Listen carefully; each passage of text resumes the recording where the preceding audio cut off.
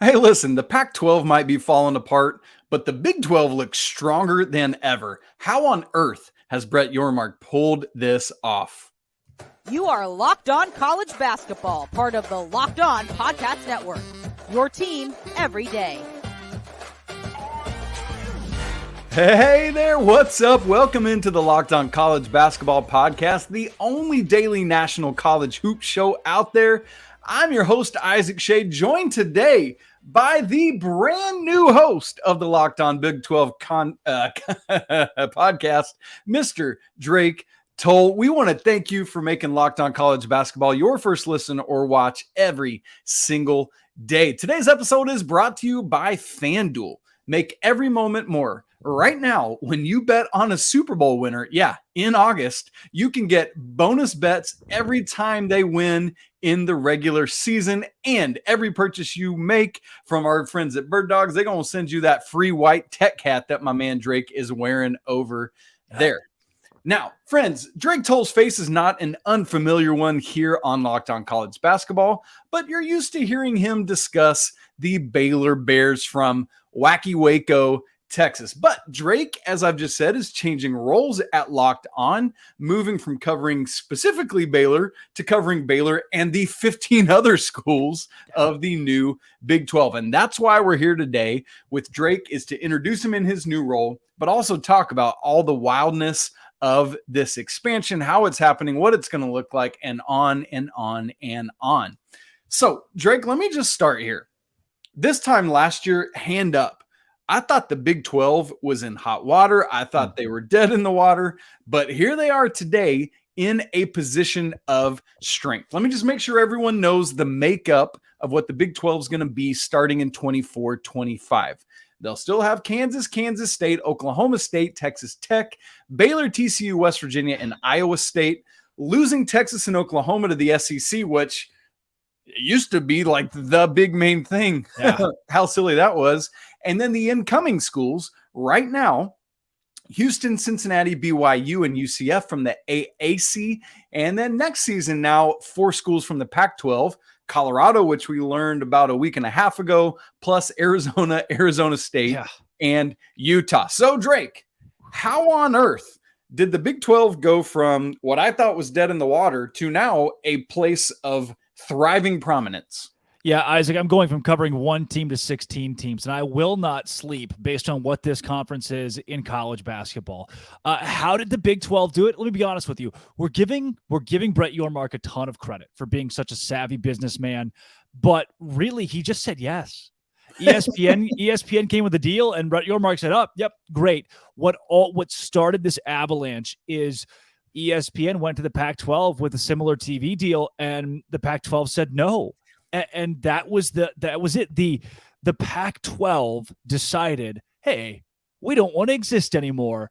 And the Big 12 was open for business. That the Brett Yormark, as great as he is, this all starts with George Kliavkoff and the leadership of the Pac-12 deciding to shoot themselves in the foot. And Larry Scott before him, by the way. And Larry Scott before him, and the terrible Arizona State president, Michael Crow, who's the worst person that exists right now, who supported Scott so much, and George Kliavkoff as well. So how did the Big 12 get here? Look, I want to give a ton of credit to Brett Yormark, but I also want to give a ton of credit to George Kliavkoff. Thank you very much for your service, George, in making the Big 12 still the number one basketball conference in America. And here's the thing, though, Drake. I mean, yes, saying yes seems like it should be easy, right? But plenty of people have fumbled that simple answer from ESPN, Kliavkoff, Pac-12 examples, and there are others around the country. So, like, as you've started looking at the bigger Big 12 picture and talking to folks, whether it's ADs or players or fans or whomever, how are Big 12 folks like feeling about Yormark's ability to say yes and to bring in where the Pac-12 couldn't? want to be very clear that there's something, a defined line in this conversation. And on one side, you have the way that your administrators, your fans are going to react. On the other side, you have the athletes. From an administrative standpoint, you can't help but be excited, unless you're Michael Crow for some reason, or the AD Ray Anderson. Those guys it's beyond me. You just can't help but be excited if you're everybody else, though. Anybody with common sense, that is, to be in this position as a Power 3 conference, right? The ACC has not gone out to poach anybody else, and they're not in a position to do so. The Big 12 is overtaking them quickly, which is a shock to even me, someone who has supported this league for 5 years or more now.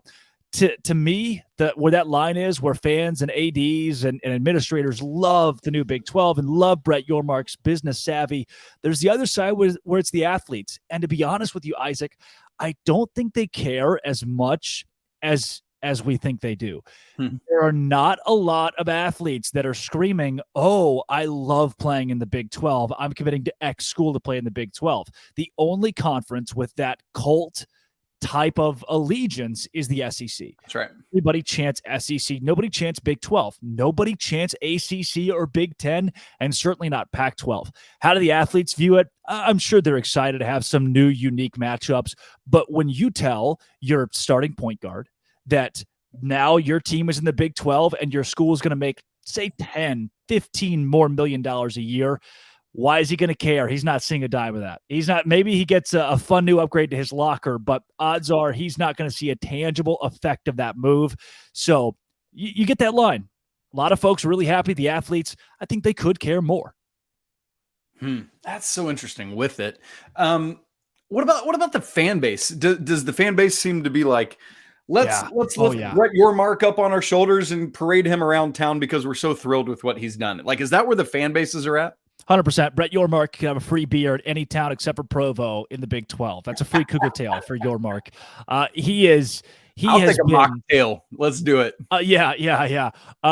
He has been just the perfect leader, the perfect guy to say yes, right? He has not been too cocky. He is a businessman first, but also a college football fan, a college basketball fan. People keep tweeting that they've got this idea in their head that Brett Yormark is this stone cold killer, and to a point he is, but he's also a fan of college athletics, right? He's not trying to kill tradition and bury the Pac-12.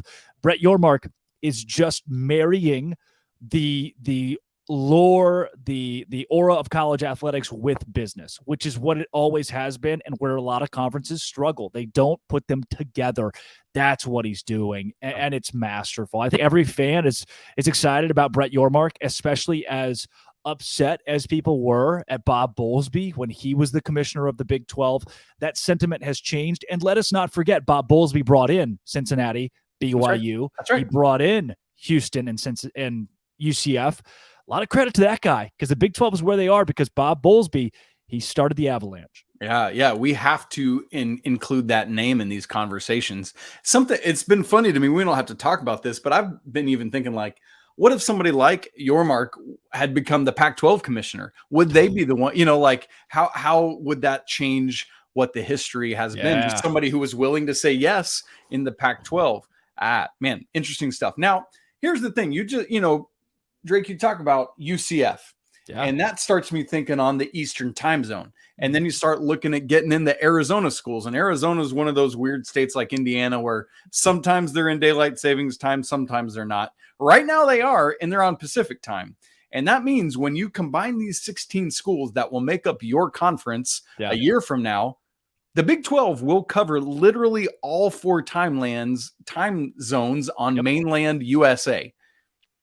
Now, I'm kind of an old fogey. He's like, man, I want this regional thing, but I get it. Like, I get this desire for coast to coast coverage of a conference where on a Saturday you could kick off a football game at noon Eastern. Yeah. And then you could kick off a game at every time slot along the way. And the dead last time slot on the Pacific coast as the East Coasters are going to bed. Or for our prospects here in basketball, you could tip off at noon and do all that same kind of stuff. How important is it, or what does it do for the Big 12 to have that kind of literal coast to coast and everything in between coverage? It keeps you in the loop. First and foremost, it keeps you in the loop. The Big 10 has already done it. They've decided they want to go the coast-to-coast route, and now the They Big ain't 12 got a mountain time zone, though, my man. Yeah, they don't. They don't. They are coast-to-coast, but they got a little gap there in between. And now with the Big 12, you prove we can do it too. You just did that. We can do it too. The SEC does not have that. They have not made a commitment to go coast-to-coast. The ACC has not either. If you're the Big 12, it can only help your branding that now you have every time zone lined up. And to me, I'm going to hate it. I'm going to hate the 10 p.m. tip-off Central Time between Arizona and Baylor. But it's something we're going to have to get used to and live with at some point here. And I do like the idea that Big 12 will be wall-to-wall. I mean, this is going to be a full day of the best basketball conference in America playing marquee games. You're going to turn on ESPN and see Kansas playing Baylor, and then you're going to see Arizona playing against BYU, and then you're going to see TCU playing Kansas State, and they're all going to be in succession, and I love it, man. I just love that the Big 12 has that. The Big 12 is now, and I'm going to say it 3 times on this show, I will. The Big 12 in basketball is what the SEC is in football, plus some. Plus some. Some SEC folks are not nonplussed about that, but it's a great conversation. Like that. Now, Yeah. Drake, here's the thing. I want to have a conversation about that, about will the Big 12 be able to maintain that status as they grow from 10 to 14 to 16? What's that going to look like? We're going to dive into that conversation here in just a second. But first, I need to tell you that this episode of Locked On College Basketball is brought to you by Birddogs. Hey, let's not beat around the bush here. Birddog shorts and pants make you look and feel good.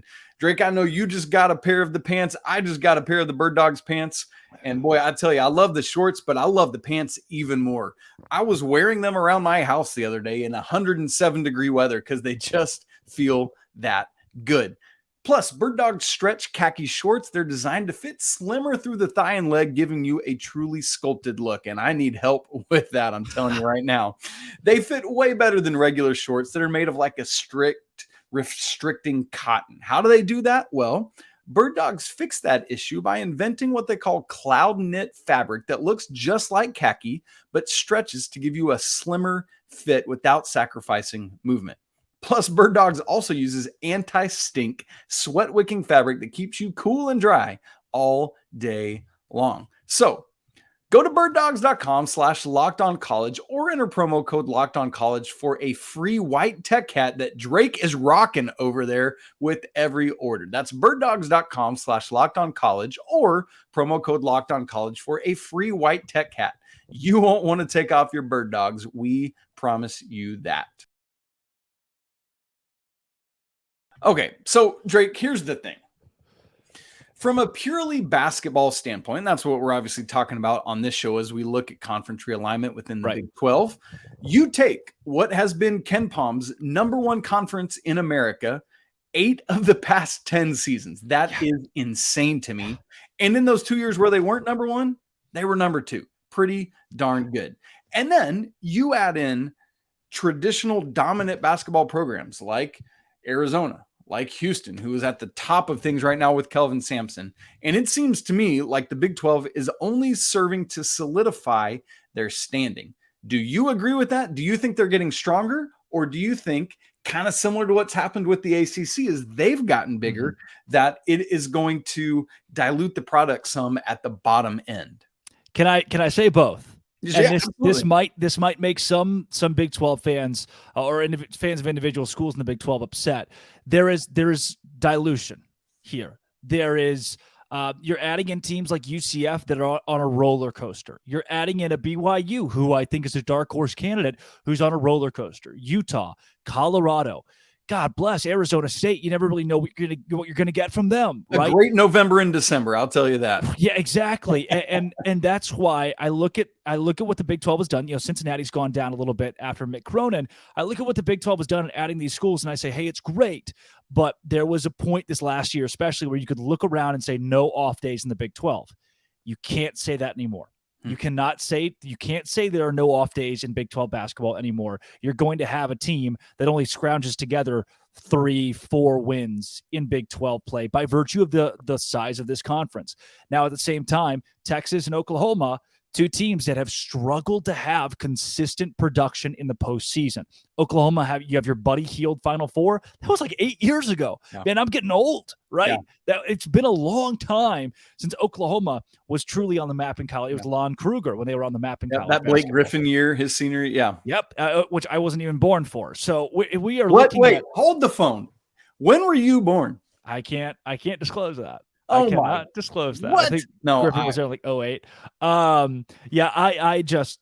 think the loss of Texas and Oklahoma is not killer. It's not killer. And you're adding in the Arizona, which is a great brand. You're adding in Houston, which is a Final Four caliber squad, and a couple of others that are dark horse candidates. But overall, yeah, you're the best conference in college basketball. That doesn't change because you lost Texas and OU and replaced them with Arizona and Houston. But you added in a couple of pillow games. You're not every game's going to be a quad one as anymore. It's been, right, and I'm okay with it. I'm okay. It dilutes a little bit for sure, but I'm not complaining.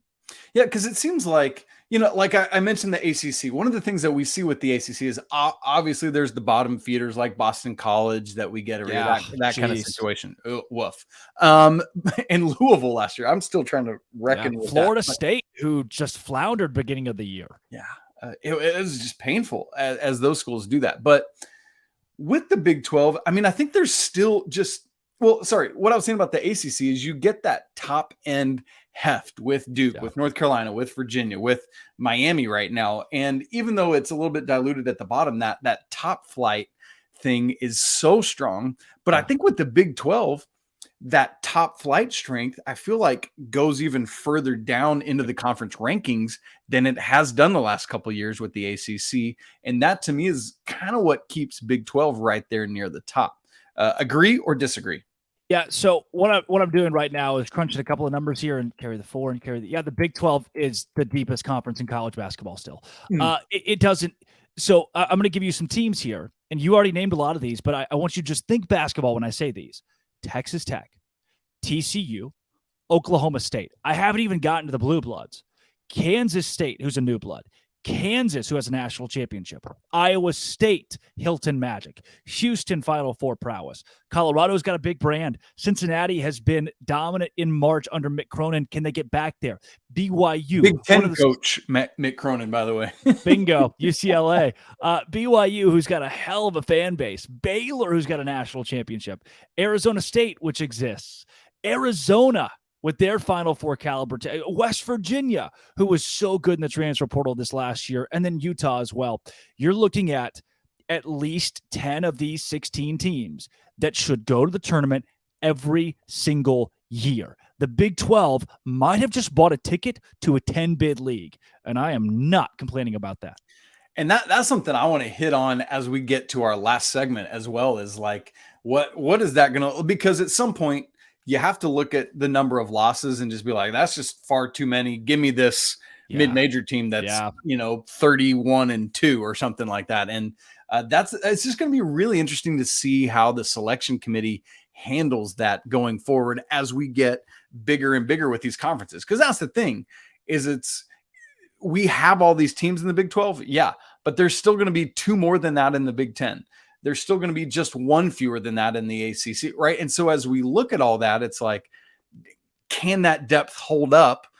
Can the metrics show what these teams truly are? And can the humanity in the selection committee get past what's in the loss column? Yeah, that's going to be a really interesting dynamic that we have to reckon with.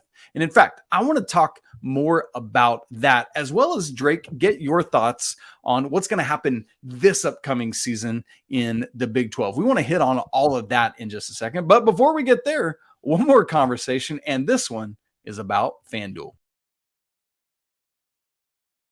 Hey, here's the deal. Football season is about to kick off, and FanDuel is giving you the chance to win all season long. Because right now, when you bet on a Super Bowl winner, that's right, Super Bowl winner in early August, you can get bonus bets every time that team wins in the regular season. Just pick any team to win the Super Bowl, and you'll get bonus bets for every victory that they rack up this regular season. So I'm putting my money with Patrick Mahomes because he tends to win a lot of football games throwing to some guy named Travis. So, just go in that direction. And then you can use those bonus bets on things like spreads, player props, over-unders, and so much more.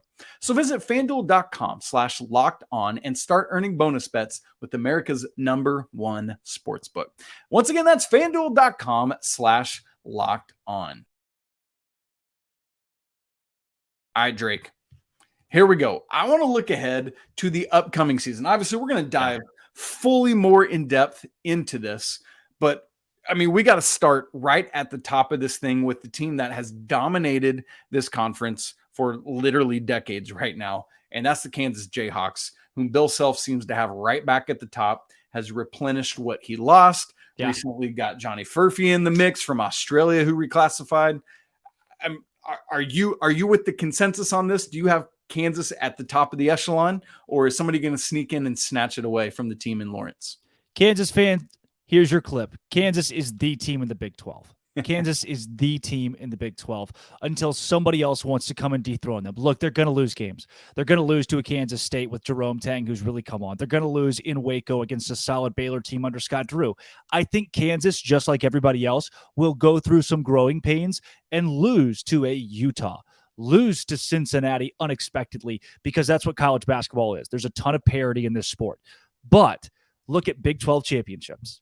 Look at national championships. Look at Final Fours and Sweet 16s. In the entire Bill Self era, he has been Big 12 basketball. The Kansas Jayhawks are Big 12 basketball. They are my preseason #1 in Big 12 basketball because there's not anybody else there to dethrone them yet. You thought Baylor could. Baylor could become the team in this conference. But then right from Baylor's grasp, Kansas snatched it away with a national championship. It reminds me of, follow with me here, Ole Miss won a national championship in baseball, right? Became the king of college baseball. The year before that, Mississippi State won. They've always been little brother, and they finally get the national championship before Ole Miss. They can become the flagship team of the state. And then bam, Ole Miss snatches it the year after, and Mississippi State fans have been silent ever since. In Big 12 basketball, still ringing. Yeah, no kidding. As good as Baylor's been in Big 12 basketball, Kansas comes and silences any conversation of Baylor becoming the team in this league. So they're gonna lose. They're gonna lose 5-7 games a year in the Big 12. Everybody is. That's how it has been for the last 10 years. But Kansas is Big 12 basketball. Drake, if you were looking at this and you said there is one team that could be the team that dethrones Kansas this year, who's it going to be? Is it Texas on their way out the door? Is it Houston on their way in the door? If you had to pick one non-Kansas team to win the regular season or conference tournament, who would it be? Yeah, this is a really tough one because you have so many of those teams in limbo, right? I look at a Texas Tech and think, what could you do for me? There's a chance that Texas Tech surprises a lot of people because they've been so good recently, especially as hard as it is to play in Lubbock. You look at TCU, JB Dixon, as good as they were last year. What could you do? What could Oklahoma State do? But the one team that I have circled that could win right now is not an expansion. I think Houston could take that step and dethrone Kansas. They are the only expansion team that I could see finishing in the top 2-3 of this league. But I think Kansas State is going to be such a thorn in Kansas' side. And what's going to win them a lot of games is defense and consistency.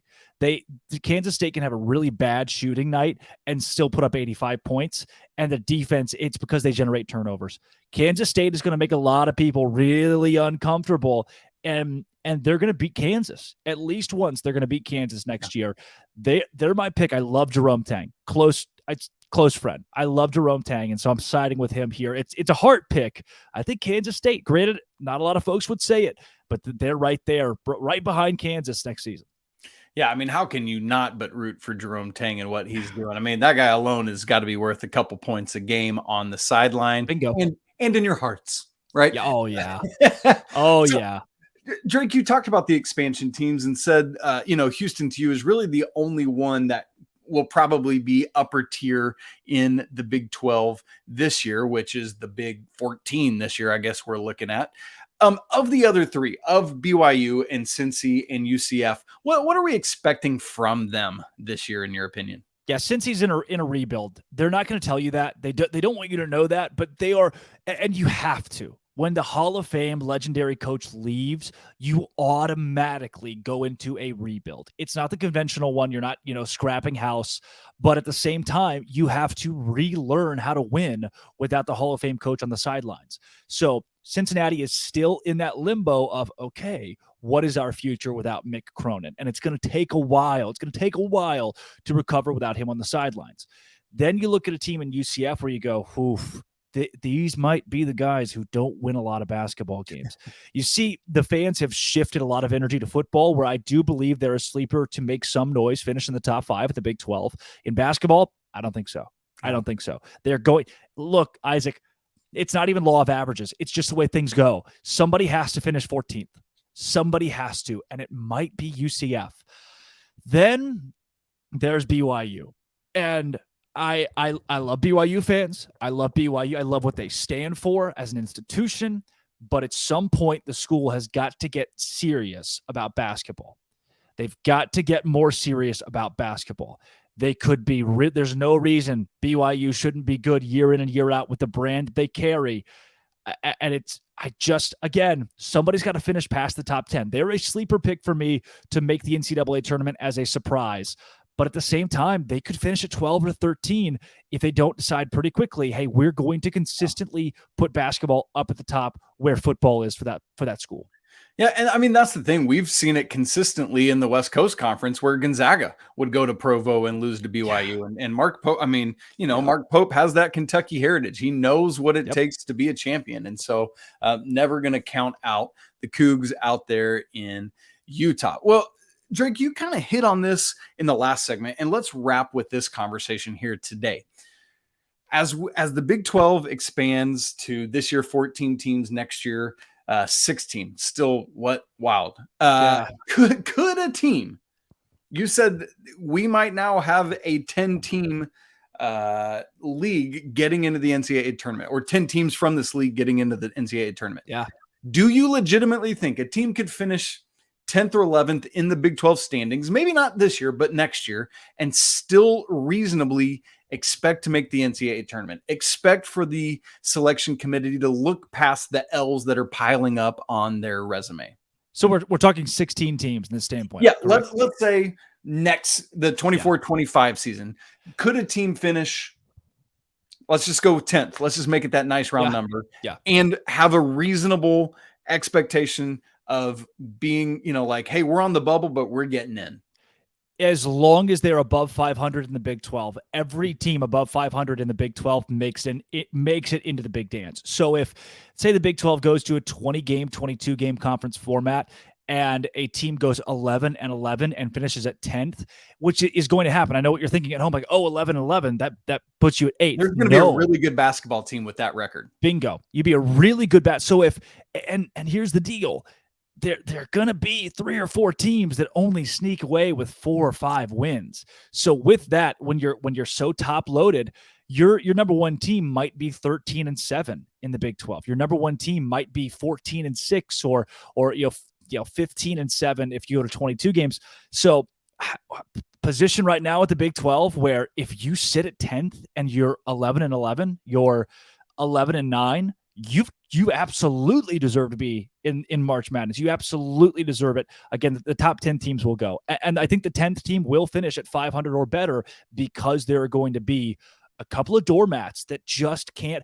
When you try to get your feet up underneath you in this conference, you get knocked right back down. You saw it last year with a quality Oklahoma team that at the end of the year just couldn't find that groove again because you're getting beat down week in and week out. And I'm sorry, that's the nature of this game in this conference. Yeah. And here's the thing for me, Drake, you talked about the pillow games earlier. I think the big difference now is as recently as last season, you could lose to anybody and be fine because everything was essentially a quad 1 game or a high quad 2. Now you can't afford the interesting thing is you can continue to take losses, but it's got to be the right losses. Yep. You can't lose to UCF at home now, right? Like, so there is that built in of, not every loss and victory is going to be created as equal as it was. So I think that is the thing that's going to be not just what the actual number is, wins and losses, but who those were too. And so teams have to avoid those bad losses now, which they used to, like you used to not be able to have a bad loss in the Big 12. And so that's the one landmine that teams are going to have to watch out for going forward. What's so interesting about that too is your 10th best team is going to lose at home to UCF. So somebody's going to sneak up and it's going to happen, and you're going to think, oh, that might do us in. We live in a society where the 10th best team in the Big 12 is a top 30 KenPom team, where the 10th best team in the Big 12 might be Oklahoma State, and they'll be a top 30, 35 KenPom team. That it's tough to make a case that you're going to leave that team out. So yeah, you're going to have the home loss to UCF, right? Oregon's going to have the home loss to Cal until they depart, and have the home loss to Rutgers. But all those bubble teams are going to have some kind of war. That's a great point. Bingo. And for your home loss to UCF, you have a road win against Kansas State, and that's gonna book you a ticket. I love it. Great stuff, Drake. It's going to be so fun to watch this come together and how the landscape continues to shift. But, man, we got multiple years of Big 12 movement in and out, and I know you're going to have a blast covering it all, and you're going to knock it out of the park. We, Andy and I, the hosts of this show, are so excited for you and excited to have you on as we continue to look at the Big 12. Whenever you need me, Isaac, I'm right here. They do not call it the small 12, and they never will. Let's medium 12. No, I'm just kidding. Big 16. You love to see it. Folks, thanks so much for making Locked On College Basketball your first listener watch every single day. You everydayers, we love to have you joining us. If you're a visitor, first-time guest, welcome in. The water's fine. Make sure you check out both of these shows, Locked On College Basketball and Locked On Big 12. You can follow Drake on Twitter at Drake C. Toll or me at Isaac Shade. Go ahead, subscribe on audio and video platforms. Please make sure also to smash the like button, leave comments on the show. As always, apologies to the lawyer family. Go Wildcats, and until tomorrow, peace.